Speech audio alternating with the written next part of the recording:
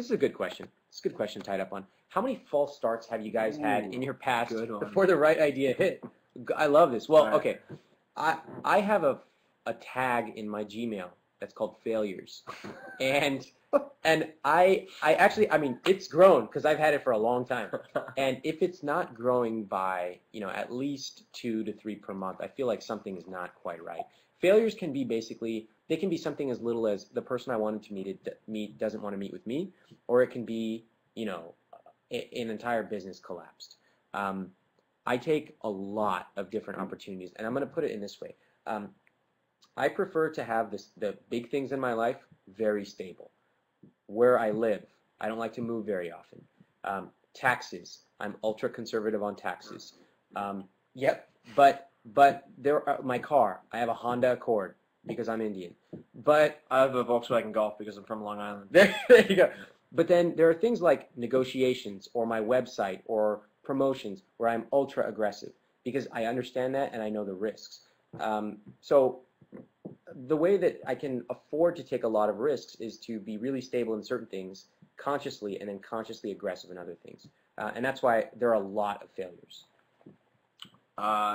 Man, false starts. Where do I begin? So I think that there are different types of false starts, and not to turn this into a motivational speech, but the only failure is when you don't try. No, honestly, if you learn something, if you are able to gather data from a relatively inexpensive failure that you can apply later, it's very valuable. So the latest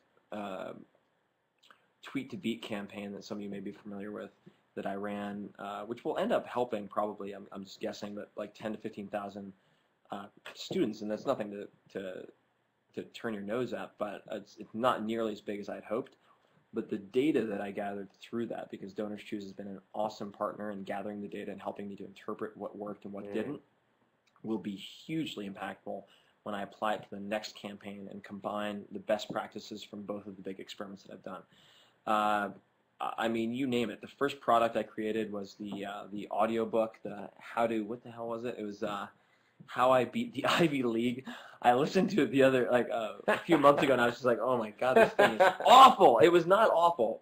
It was a good effort on my part, A+ for effort, but it was an example of building building a product before picking the market, which, as some of you may know, I just don't agree with. I think you want to pick your market and then design a product for them. That thing failed horribly. It didn't sell anything. I think maybe my mom bought a copy. I don't know. It was just a huge, catastrophic failure. And I didn't throw away the tapes until like 2 years ago. You burned them. I couldn't bring myself. So I was like, the orders are coming someday. Someday they're coming. And I finally got rid of them. But I learned a lot. I learned the lesson that you don't design a product and then find someone to sell it to. You go the other way around. Both of us, I think, have had a lot of false starts. And you talk to honestly, guys, I mean, we both know some really, really uber successful tech entrepreneurs and entrepreneurs in different industries. And there are days when all of these people do not want to get out of bed because they've screwed something up. They had some PR disaster. They have to fire half of their people.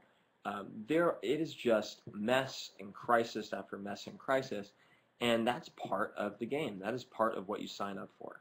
If you want the learning curve that's this steep, that comes along with being an entrepreneur who's doing things that haven't been done before, you are going to have to contend with and learn to emotionally deal with setback after self-doubt, after criticism, after hater.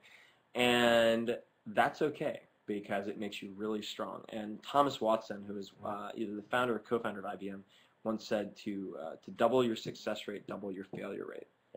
Figure it out, make the failures inexpensive, gather the data, and then step back up to the plate. Love that.